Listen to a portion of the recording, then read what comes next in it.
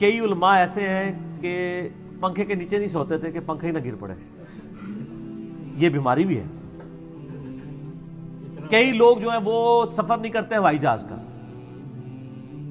کہ کہیں year crash ہی نہ ہو جائے. ہاں نہیں بیماری ہے یہ لوگوں کو نا. اور یہ بیماری کا علاج صرف یہ ہے خدا پہ یقین. اور میں کہتا ہوں ایک مسلمان کو یہ بیماری ہو نا سر اس کو تو اپنے ایمان کی فکر کرنی چاہیے. اس کا مطلب اس کا ایمان ہی مکمل نہیں ہوا ابھی. قرآن پاک میں جگہ جگہ ہے کہ جب موت کا وقت آ جائے گا نا ایک لمحہ آگے اور پیچھے نہیں ہوگا. یہ بات لوگ کرتے ہیں یقین کسی کا نہیں ہے الا ماشاء اللہ. ٹھیک ہو گیا. اور یہ یقین ویسے اسی وقت بندے پہ آتا ہے جب بندہ موت کے منہ سے نکلے. میں ایک دفعہ نکلا ہوں نا تو مجھ سے کوئی پوچھے تو میں کہتا ہوں جی دنیا پوری مل کے بھی ایک بندے کو نہیں مار سکتی اگر اللہ نے اس کی زندگی رکھی ہوئی ہے. اور پوری دنیا مل کے کسی بندے کو بچا نہیں سکتی اگر اللہ تعالیٰ نے اس کے لیے موت مقرر کر دی. دیکھیں سورہ النساء میں آتا ہے کہ تم اپنے آپ کو مضبوط قلعوں میں بھی بند کر لو نا موت وہاں بھی آگے تمہیں رہی. اور سورہ آل عمران میں آتا ہے کہ کچھ منافقین نے کہا کہ ہمارے بھائی اس لیے مارے گئے غزوہ احد میں کہ یہ چلے گئے جنگ میں. دیکھو ہم واپس آئے تھے ہم تو زندہ بچ گئے ہیں. کاش یہ ہماری بات مان کے اس وقت واپس آ جاتے تو یہ بھی تو نہ مرتے. تو اللہ تعالیٰ نے فرمایا ہے کہ اگر ان کی موت لکھی ہوتی نا تو یہ اپنی مقتل گاہوں کی طرف کھینچے چلے آتے. ان کی موت لکھی نہیں ہوئی تھی. ٹھیک ہے. سورہ لقمان میں آتا ہے نا 5 علوم اللہ تعالیٰ نے فرمایا نا میرے ساتھ خاص ہے. ان میں سے ایک یہ ہے کہ کوئی جان نہیں جانتی ہے کہ اس کو موت کس سرزمین میں آئے گی. کسی کو نہیں پتا. تو یہ موت اگر آپ کو پتا ہے کہ ایک مقررہ وقت پہ آنی ہے تو پھر اس بیماری کا علاج تو یہ ہے. کسی نفسیاتی ڈاکٹر کے پاس جانے کی ضرورت نہیں ہے. یہ اپنے ایمان کا علاج کریں. اور مسئلہ تقدیر اور موت کے حوالے سے میں اکثر یہ آیت سورہ حدید کی کوٹ کرتا ہوں. یہ آپ حرز جان بنا لیں جی. اعوذ باللہ من الشیطان الرجیم بسم اللہ الرحمن الرحیم. سورۃ الحدید آیت نمبر 22-23. ما اصاب من مصیبت فی الارض کوئی بھی مصیبت نازل نہیں ہوتی زمین میں ولا فی انفسکم نہ تمہاری جانوں میں الا فی کتاب من قبل ان نبرأہا مگر یہ کہ ہم نے لوح محفوظ میں وہ پہلے ہی لکھ لیا ہے.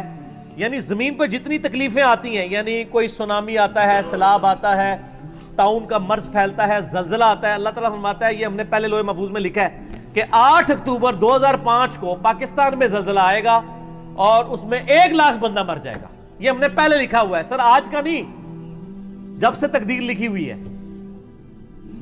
تمہاری جان میں بھی یعنی کسی کو بلڈ کینسر ہونا ہے کسی کے گردے فیل ہونے ہیں کسی کو ہارٹ اٹیک ہونا ہے کسی نے ایکسیڈنٹ میں مرنا ہے کسی نے شیر کے منہ میں جا کے مرنا ہے کسی نے ایئر کریش میں مرنا ہے کسی نے سمندر میں ڈوبنا ہے. اللہ فرماتا ہے ہم نے یہ پہلے ہی لکھ دیا ہے ہماری پیدائش ابھی پہلے. کیوں؟ ان ذالک علی اللہ یسیر بے شک یہ اللہ پہ آسان ہے. یہ نہ سمجھنا کہ انٹرنل ریکارڈ کس طرح رکھے ہے اللہ پہ بہت آسان ہے. لِكَيْ لَا تَأْسَوْا عَلَى مَا فَاتَكُمْ یہ ہم نے اس لیے لکھ لیا تاکہ تم افسوس نہ کرو اس پر جو تم سے چھن جائے.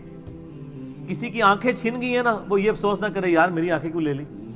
یہ تو اللہ نے ڈیسٹنی میں مقرر کی تھی. وَلَنَبْلُوَنَّكُمْ بِشَيْءٍ مِّنَ الْخَوْفِ وَالْجُوعِ وَنَقْصٍ مِّنَ الْأَمْوَالِ وَالْأَنفُسِ وَالثَّمَرَاتِ ضرور آزمائیں گے بھوک سے خوف سے جان اور مال میں نقصان سے. پھر چیک کریں گے کہ کون کہتا ہے اِنَّا لِلَّهِ وَإِنَّا إِلَيْهِ رَاجِعُونَ اللہم اجرنی فی مصیبتی واخلف لی خیرا منہا. ولا تفرحوا بما آتاکم اور مت شیخی بگاڑو جو تمہیں مل جائے کہ میں نے بڑا کمال کیا. واللہ لا یحب کل مختال فخور اللہ تعالیٰ شیخی بگاڑنے والوں کو پسند نہیں کرتا. تو اللہ تعالیٰ نے فرمایا کہ ہم نے تقدیر میں چیزیں اس لیے لکھ لی تھی کہ بعد میں غم نہ کھاؤ. تو سر ہم غم نہیں کھاتے. دنیا میں آپ زندگی گزار ہی نہیں سکتے کڑ کڑ کے مر جائیں گے اگر ہر چیز کو آپ کیٹر فار کریں گے. یہ کیا ہو گیا میرے ساتھ یہ کیا ہو گیا. لوگ کہتے ہیں اگلے دن ایک بھائی کا فون آ گیا جناب وہ کہتا ہے جب سے نمازیں شروع کی ہیں کاروبار ٹھپ ہو گیا ہے یہ ہو گیا ہے وہ ہو گیا ہے. کہتے پہلے رام خوری کر رہا تھا خود بول رہا ہے کہتا ہے رام خوری تھی سکون کی زندگی تھی جیسے ہی لال خوری شروع کی ہے سب کچھ برباد ہو گیا. سر یہ آپ کو کس نے پڑھایا تھا کہ لال خوری کرنے والا اور دین پہ چلنے والا دنیا میں موجوں کی زندگی گزارے گا. یہ کہانی تو آپ کو غلط کروائی ہے نا ان وائزین نے. جامعہ ترمذی میں حدیث ہے سب سے زیادہ تکلیف نبیوں پہ آتی ہیں اس کے بعد ان پر آتی ہیں جو نبیوں کے بعد اللہ کو سب سے محبوب ہوتے ہیں اور اس کے بعد ان پر جو ان کے بعد سب سے بڑھ کے محبوب ہوتے ہیں. سر یہ آپ کو جو کہانیاں کراتے ہیں نا جی، آپ اللہ کے راستے پر آ جائیں کوئی تکلیف نہیں آئے گی، نہ نہ، تکلیفیں تو آئیں گی، ہاں آپ کو حوصلہ مل جائے گا صبر کرنے کا۔ وہ تکلیف یقین کریں آپ راستے پر نہ بھی آتے نا، جو تکلیف آپ کے مقدر میں ہے نا وہ آنی ہے، وہ ٹلنے والی نہیں ہے، وہ اللہ نے آزمانا ہی آزمانا ہے، اور چیک کرنا ہے کہ کون گاڈ کو رسپانس کرتا ہے اور کون رونا پیٹنا ڈال کے بیٹھ جاتا ہے۔ نبی علیہ السلام پہ تھوڑی تکلیفیں آئیں، 3 بیٹیاں آپ نے اپنے ہاتھوں سے دفن کی ہیں، اپنے بیٹے دفن کیے 3، ٹھیک ہے، اور جن کو بیٹا بنایا حسن و حسین کو، ان کے بارے میں پہلے ہی جبریل آ کے بتا گئے کہ دونوں مار دیے جائیں گے۔ بیٹی کو بتا رہے ہیں میرے وفات کے فوراً بعد تو نے مر جانا ہے، ساری بخاری مسلم میں حدیثیں موجود ہیں، تو تکلیفیں تو کاٹی ہیں۔ صحیح مسلم میں آتا ہے کہ طائف کے موقع پر اتنے پتھر لگے کہ خون مبارک سے نالین شریف بھی جو ہے وہ بھر گئے، اور مسلم کے الفاظ ہیں کہ اللہ تعالیٰ نے پہاڑوں کا فرشتہ بھیجا، یا رسول اللہ حکم دے کہ طائف کے لوگوں کو مسل دے اس کے اندر۔